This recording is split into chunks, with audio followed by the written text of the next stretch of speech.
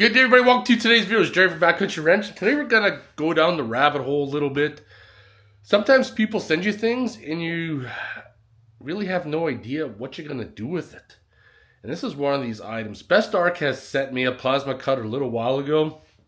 And that plasma cutter kicked ass. It worked extremely well. So this time they sent me a small MIG-TIG welder. And even though I have a high quality welder right now, I have to try to decide what kind of purpose would this serve. So we're going to see if something like this could work as a possible trail welder.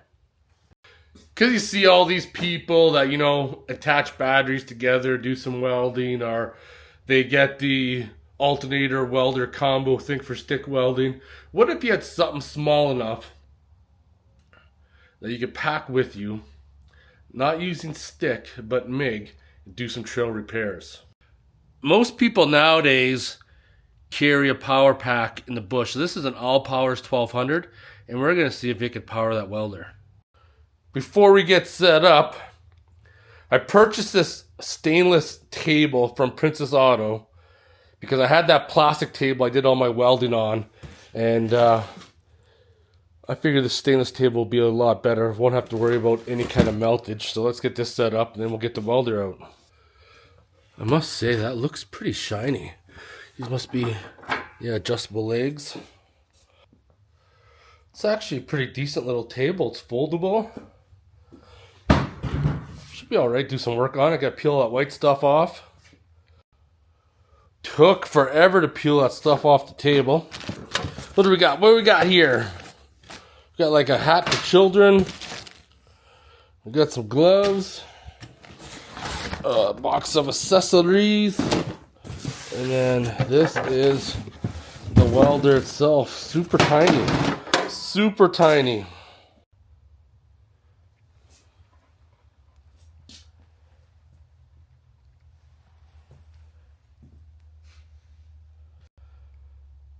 This is why I'm saying you could probably pack this with you as a trail welder because it is so small. This is accessories that it comes with, some extra nozzles, a couple rolls of wire. It says for 220, but we're only going to use it for 110. It says MIG-TIG arc. There's no TIG features that came with it, no TIG torch, so we only have the MIG feature. So let's start getting this thing plugged in, letting the smoke out of the wires. Beauty about this table is that it's stainless. I just plug my ground in wherever I want. Let's get this ground clamp put in and twisted. So your rolls of wire will feed in up top here. Track this little case. If you want to change your dies, you would twist this, and then you can pull out your die and swap it around as such. Twist that, same with this thing here. Push down, twist. We're gonna get the wire in there. There is my flux core right here.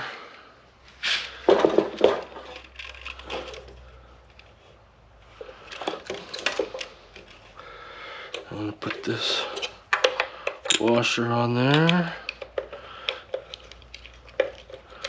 Twist that, lock it. Gonna cut that end off. We're gonna feed it through.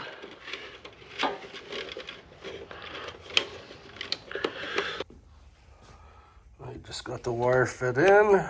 Let's tighten her up.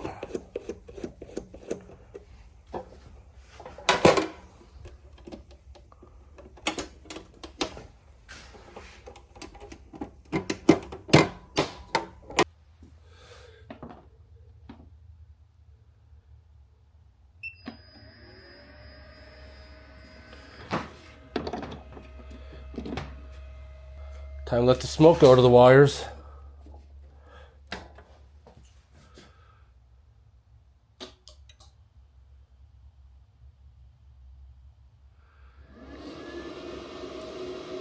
It's booting up. Look at that, eh? It's kind of a fancy screen.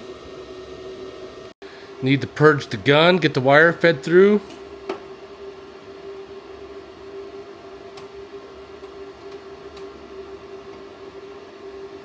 $47 amps. Just hold on a second.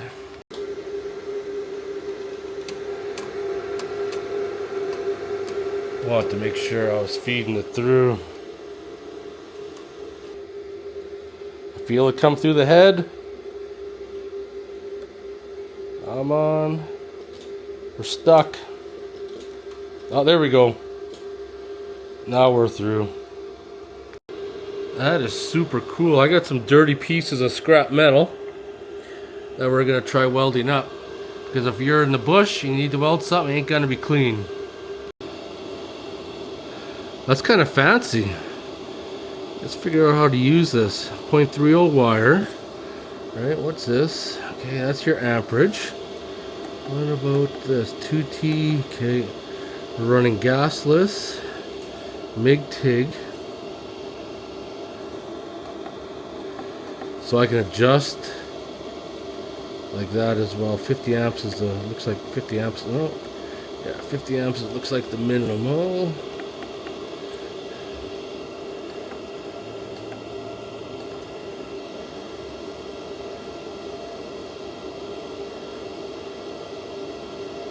That is cool.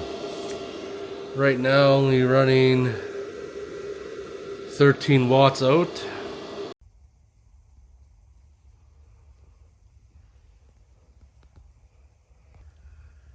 I don't know how many amps I'm gonna need, so I'm gonna start at 75. 1200 watt Allpowers is at 100%. Let's see how feasible this is.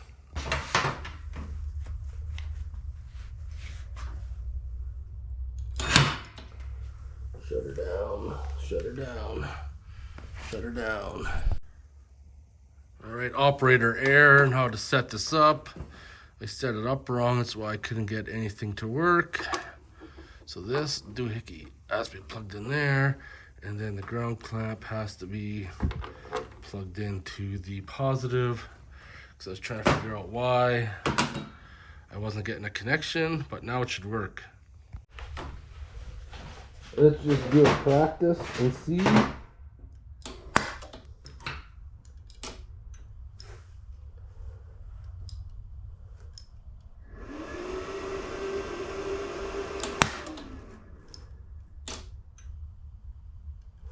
I don't think I have enough power in this power pack.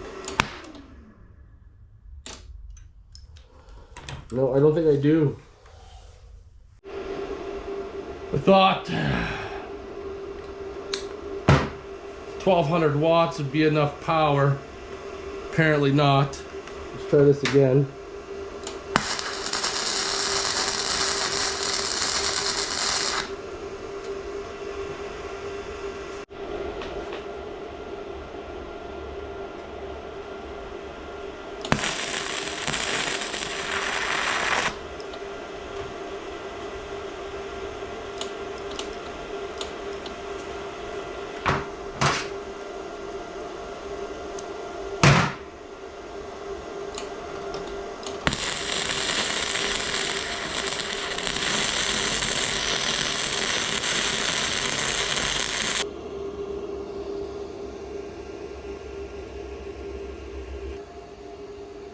So we know it works. I'm gonna get a bigger power pack out and try it. So now I swapped it out with an Allpowers 2000 watt, 55% life left. This could offer a real life situation here to see if we can weld with it in the field. The biggest thing is with these power packs is if you can get past the inrush current. So let's see what happens.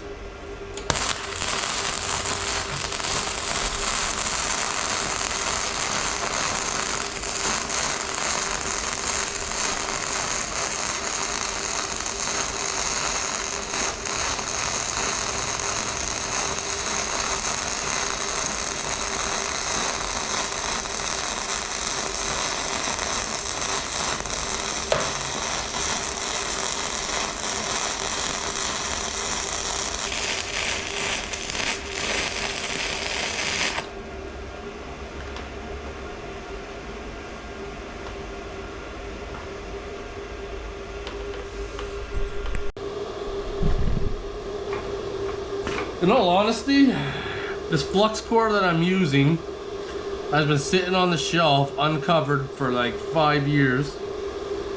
First time using this machine. Dirty metal, not even cleaned. It's not too bad.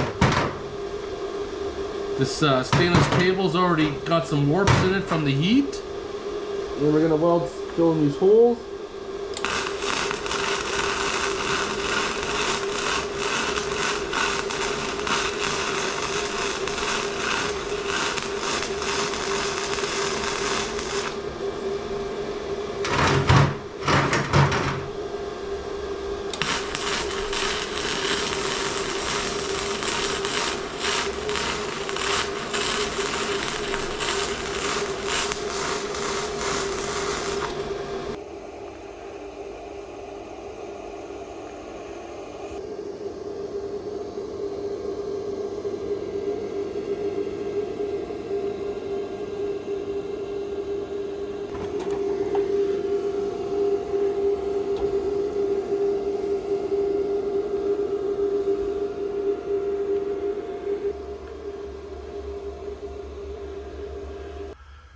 I'm going to tell you right now, I'm pretty darn impressed. You know, this BeStarc MIG145 running off a 2,000 watt power station, probably minimum I would say would have to have 1,500 because I tried using a 1,200 and it wouldn't work. So I'll have to review the footage and just see how much current was actually flowing through. But it is so tiny. It's not even as long as a welding helmet. It's got a very user-friendly screen. Set your wire. I am pretty darn impressed, to say the least. 5% power for all the welding I did on this. Not bad, not bad. Like I said before, this flux core that I used wasn't the flux core that came with it. It's one I just had sitting on top of my shelf there, like the other one that's open for probably like 5 years. 0.30, and seems to work all right. You got your user guide right there. Look how small this is. Look how tiny this is. Let me get the strap back on there. One finger, like comparison to my hand. Where else can you get a MIG welder this tiny that you could take with you in the bush if you were going to do some serious wheeling and you were afraid of breaking something?